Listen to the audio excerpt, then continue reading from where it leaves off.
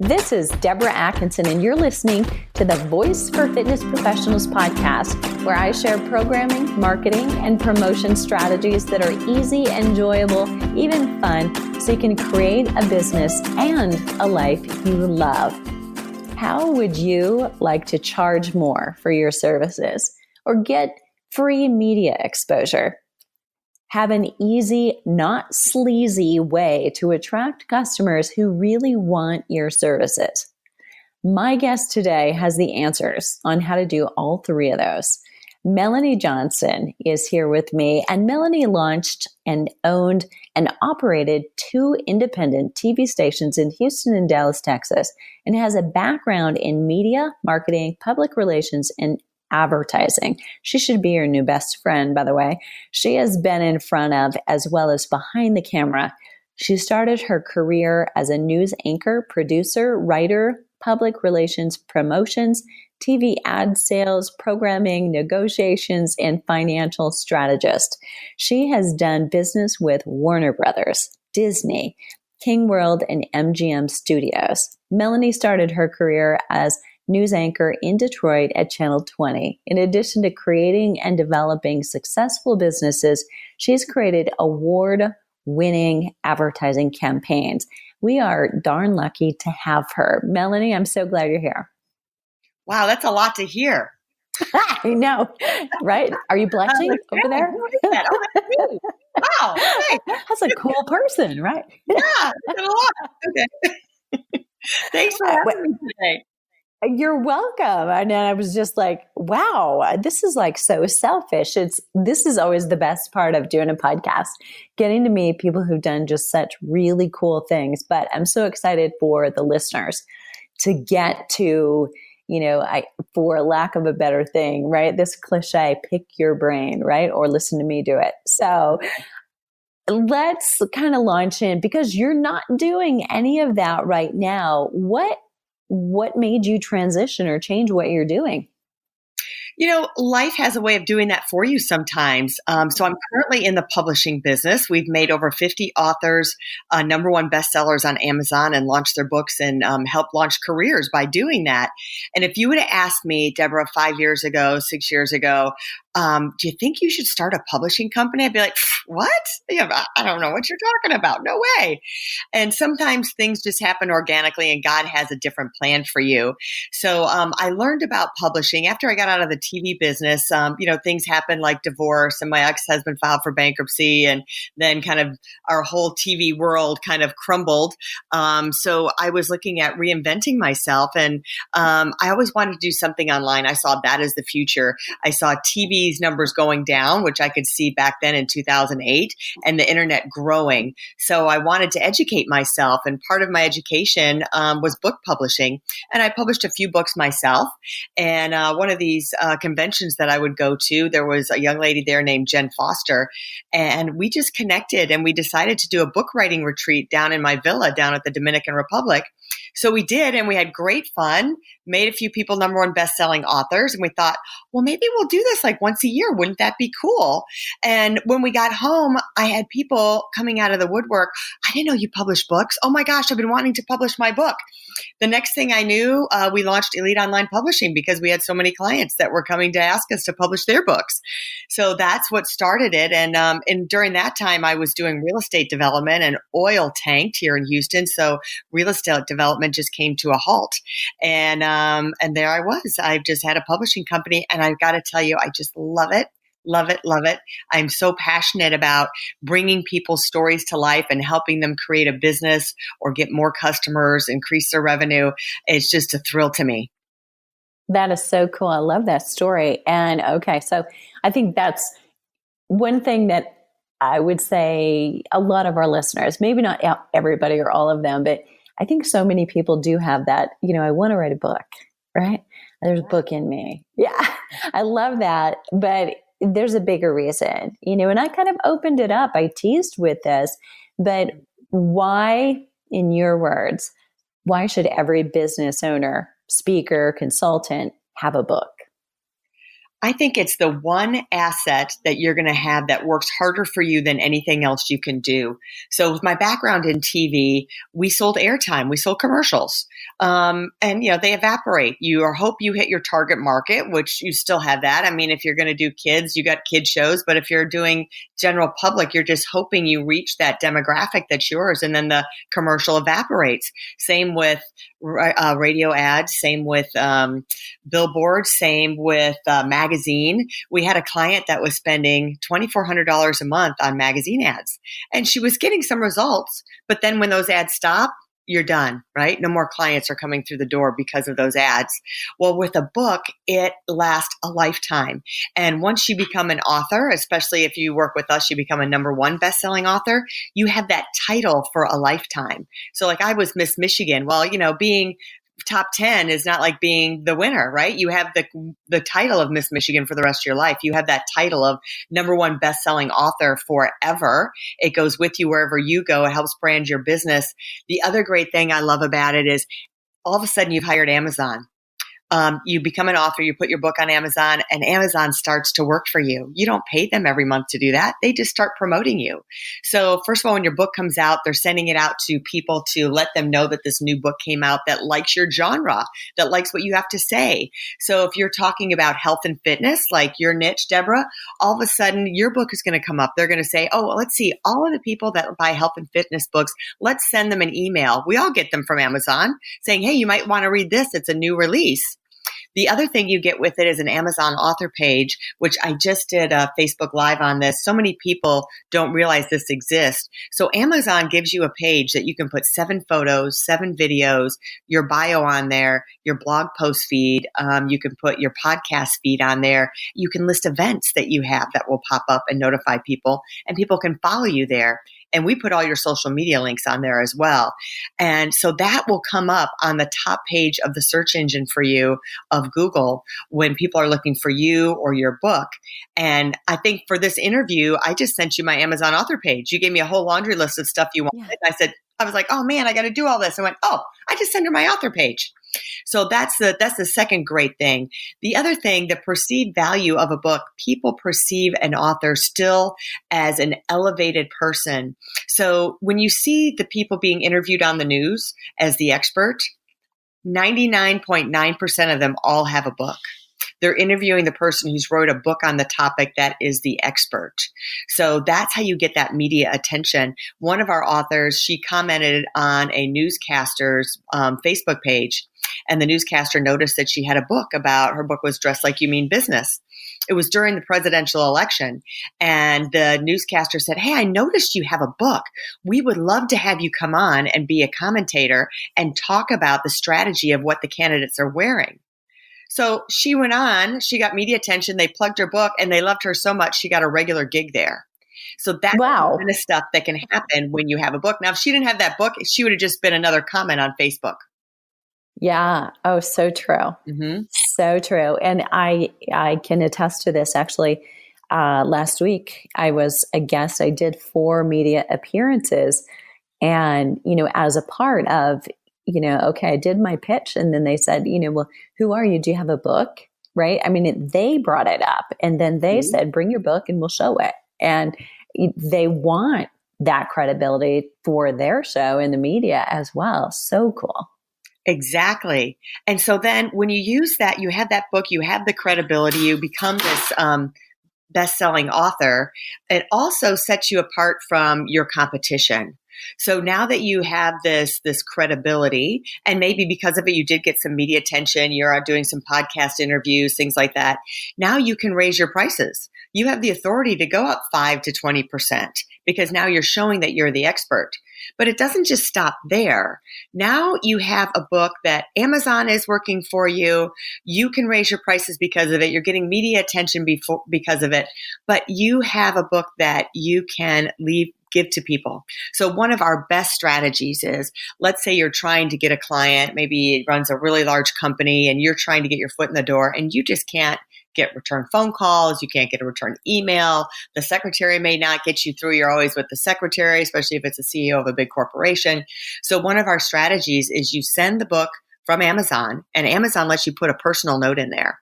So usually a secretary or gatekeeper is not going to open a package from Amazon because God knows what might be in there from somebody, right? That's personal. So True. that's going to go directly on their desk.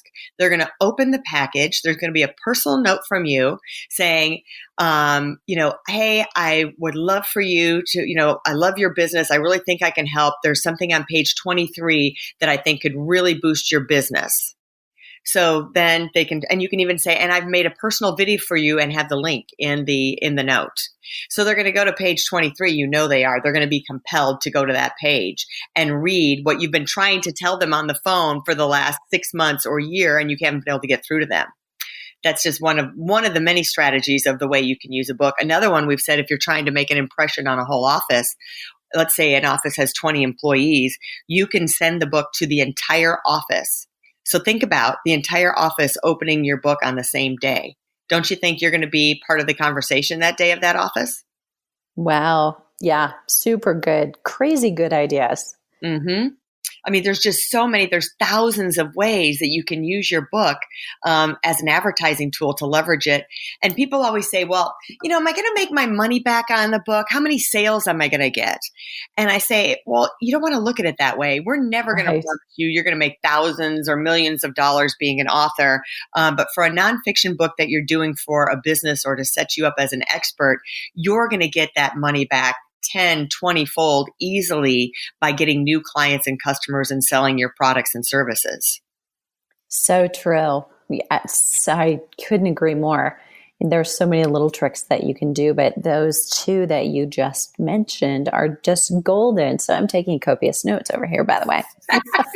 I love it. Oh my gosh. Okay. So let me ask you a couple of things. So I want to play devil's advocate just a little before we dive into some of the questions about literally, how does somebody out there go about writing a book? We'll get to that. So listeners, if you're wondering, okay, yeah, how do I start? I'm going to tackle the things that I bet listeners are thinking, like, I don't have time to write a book. How do you answer that, Melanie? There are really some quick ways to get started. One, I'll give you some tips. And one way that we do with our clients who are, I'm busy, I don't have time. So we just did this with a client last week. She flew in and we spent a day with her. We call it the VIP day. It's really kind of a dinner and then the whole day. And so they take a day out of their schedule and we spend the day and we craft the entire book. So we go chapter by chapter, craft what's going to be in each chapter. And then we go back and then most people aren't writers, they're talkers.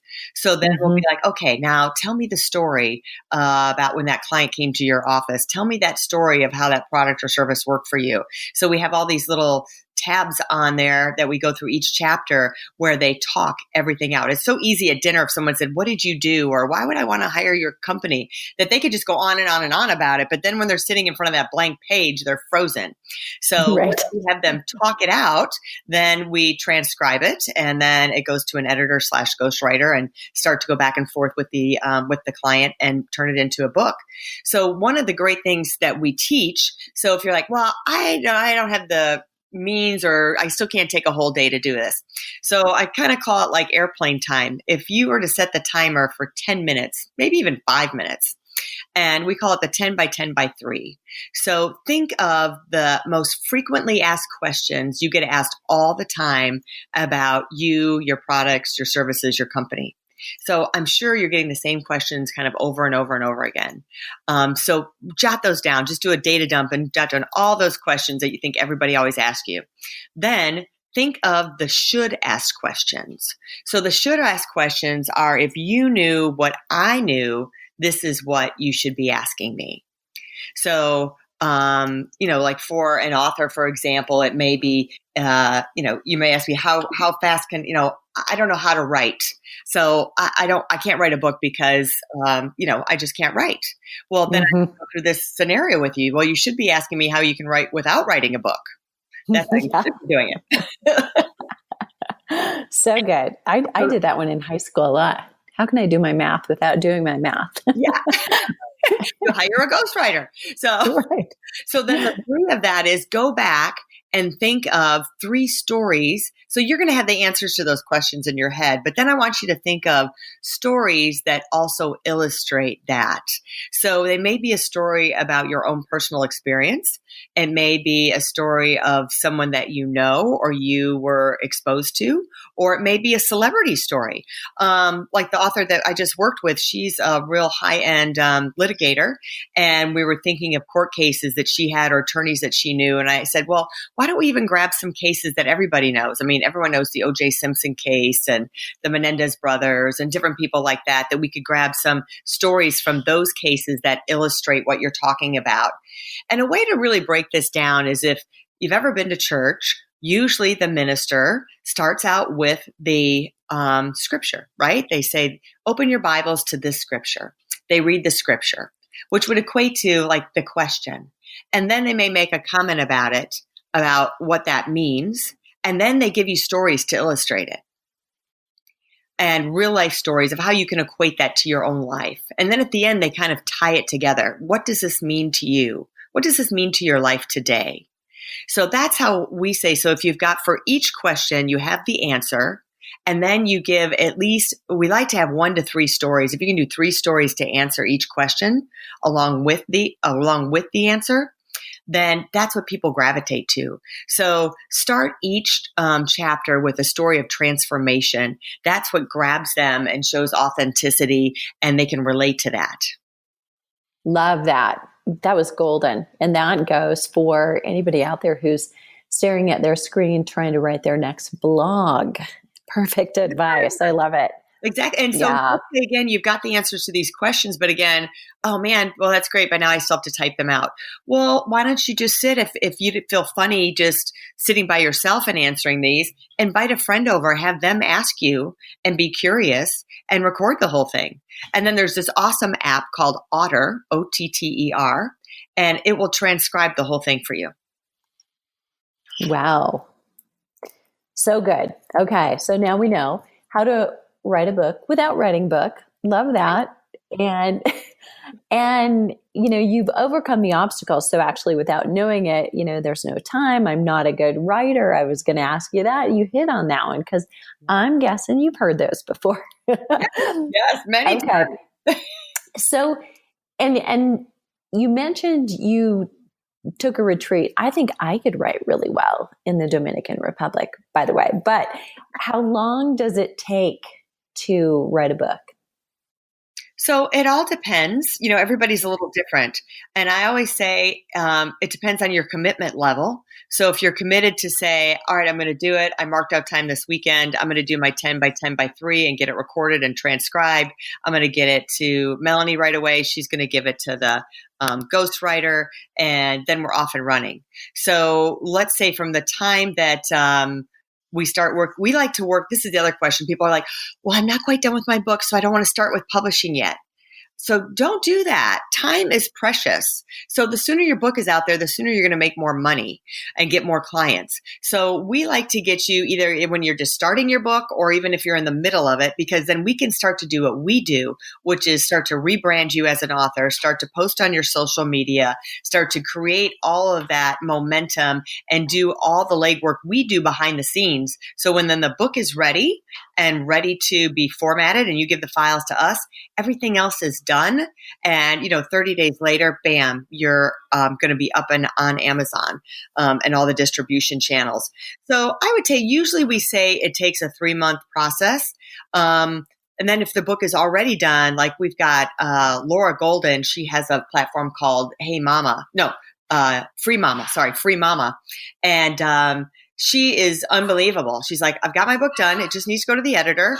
And she came to us like a month and a half ago. So within less than 3 months, her book will be published. So cool. And this time of year, and I don't care really when you're listening to this. So we're recording before the new year. This is a perfect time by, depending on how quickly you could get something done, but you could get something done and up and out there. So you've got a calling card in January and February even that no one else has. And yeah, huge, huge way to capitalize. And even if you miss that window, you're going to have that second sweep that happens right before spring break or right before summer. And then again in fall, you're always going to have an evergreen way to use this. So love it. Okay. So you mentioned a couple of things. I mean, story is really important. You talked about kind of how to get started with the content when you're a little stuck with, oh, where do I even start? Or how do I narrow this down? What else? Are there other important things to include in your book? I mean, just must-haves? Absolutely, especially if you're a business owner. So we say that you need to have calls of action in there. Now, we're not trying to say, I don't want you to be salesy, but, if you're talking about like for your flipping 50, you want to have things, hey, if you want to join my group, or I talk more about this in a YouTube video, and here's the link to the YouTube video. I talk more in depth about this, even more on a blog post, and here's the link to the blog post. So you're giving them more from your community and your platform as you go along. So you want to have those calls to action so they're getting more and you're taking them deeper throughout the book. You also really want to include all of your social media links, and anywhere that they can reach you should be in there. And one of our tricks too is if like for Lauren Golden, we told her we want her to have like a bonus chapter, something that her book was already written when she came to us. But I said, is there some kind of content that could be in addition that's not in the book? So she came up with this bonus chapter. So most people would say, oh, we'll offer it at the end. We said, no. We want you to offer it within the first few pages. Say, hey, thanks for getting my book. And if you want this bonus chapter, go to this URL and you can pick it up. And of course, they'll enter their name and their email address in there, so she'll get the contact information.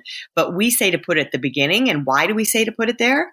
Because have you ever noticed when you are looking inside the book on Amazon, you see the first 3 to 10 pages of a book. So that way, maybe even someone who hasn't bought your book, it'll be like, oh, well, I'm going to go get the free chapter and see if I like it. And the advantage of that is you captured their email address and they're interested. So you're building your list. So that's a real secret of ours to help build your list, is to put that contact information in the beginning, not in the back. So good. Yes. I've done that as well with 99 flips was the subtitle of a book. Every one of those 99 flips had a call to action relevant to the flip. And it's been a free book plus shipping if they wanted the hard book. It's been a gold mine. So it's like a calling card, and anybody who takes that step, they're interested. So you've got their marketing name, and I put bonuses on the cover as well. So I can definitely agree. And, like you said at the beginning, people are like, well, is a book even worth it? How much would I make? It's not about that. It's about just having a slightly more expensive business card that has wheels. Right. I love that. A business card that has wheels is the book. That's so true. Okay. So let's talk about you and your system. So obviously I feel like, oh my gosh, we've just like chipped away at a slight surface of your kind of Einsteinism around books and writing them and then marketing them, because I don't want anybody to miss that we're talking about the value of a book, but we're really talking about after the book is written, what it does for you. So after the book is done, the work really starts, right? The marketing is what makes it. Right. And again, don't focus so much on your book sales. Focus on how you're going to use that book to get more clients and where you can place that book and how to use it. Jen Foster, my business partner, wrote a great book called Books to Bucks. So I highly recommend that. It's on Amazon, of course, Books to Bucks. And she's got a bunch of ways in there to leverage your book to make money with it. So I highly suggest that. And some of those I gave you here today. So go back. What was your question one more time? Well, really what I may have left you hanging, so it's not your fault. But what I want to know is, I'm guessing you've got a formula, right? So how can listeners find more about you and the process that you take an author through? They're like, yeah, I really know I need one. I just don't know how to start. I'm lost. It'll never get done if I start it myself. Yeah, well, if they'd like to contact us, you can contact us at eliteonlinepublishing.com. And we've got a bunch of information on our website there. And one other tip I'm going to give you too is the most important thing about your book is your cover and your title. Do not skimp on that. Make sure you have a great cover. There are so many books out there, the do-it-yourself ones, or even ones with publishers that have terrible covers. So make sure you've got a great cover. That's what's going to grab people and makes it look really professional. So yeah, if you'd like to work with us or find out more, you can contact us at eliteonlinepublishing.com. Under contacts, we've got a submission form that you can just fill out right there. Connect with us on Facebook. We'd love to see you on Facebook. And we have a podcast as well, the Elite Expert Insider Podcast. Love that. Okay. So you teased me there. So I'm going to ask you, how do we know what's a great book cover? Well, first of all, there's several rules that you should follow. So there needs to be contrast. So good friend of mine who did his book before we met, let's just put it that way. So I ran into him this weekend at a conference and I'm looking at his cover and I'm like, oh man, so his cover is white on top and on the bottom half of it are 2 feet. One is raggedy and all poor, like a homeless person. And the other one is someone who's wearing a suit, a men's suit with nice shoes. And it's so dark, you can't even tell what it is in the print. Like you're like, what is that?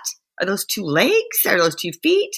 So there was no contrast there. So my big thing is make sure you don't want black on black. You don't want white on white. You want to have that contrast. You want it to pop. Keep it simple. Bold colors are great, especially that's kind of trending right now, these bold colors in the background for the covers. And make sure the font is readable, that it's not too much script or scrolly that you're like, what does that say? I'm not sure, especially, for the older, us 40 plus demographic, right? Or 50 plus, right. We have to wear readers. So we should be able to read your title almost without our readers, all right? That is one of the keys. Right. So just make sure that that's kind of what we start with. And then with the title and subtitle, it really needs to say what it is. There was a gentleman that came to us and the cover of his book was like an artist drawing and it was a golfer. It was kind of like it kind of looked like a cartoon kind of thing. And it was a guy on a golf course. The guy was really small. And the title, which I can't recall, had something to do with golfing. And then when I read the book, it was all about relationships and his marriage. And I'm like, what? Like I would have thought the book was about golfing. And when you open the book, it's completely different. So make sure those things match, even though you may be using a metaphor about something, you're using the metaphor of golf, it doesn't connect with the reader. Think of us as we are, your readers are marked not with the simple stick. I don't want to call it stupid stick, the simple stick. It needs to say exactly what it is. So our formula is say what it is, say what it does for you or the problem that it fixes. And then the other thing is in the subtitle, you want to make sure it's keyword loaded because people, when they're searching for your book, if it doesn't have the right keywords in it, it's not going to pop up. So those are the real important things. Great tips. I love that. Back to the other one, kind of it's all about clear, not clever, always, right? Yes. Program titles, your blog titles, your email titles. I mean, you can pique curiosity sometimes, but almost always clear, not clever is better because the right people are going to open it, find it. Love that. Melanie, thanks so much. You have just unpacked so many good tips. Thanks so much for being here. You're welcome. My pleasure. I just loved it. Awesome. Fitness pros, if you have a question that undoubtedly you might about what your next step is, leave it below the show link at fitnessmarketingmastery.com/book. And I would appreciate it if you leave us a rating in iTunes. Check out the blog and other podcast episodes at fitnessmarketingmastery.com and go make a difference.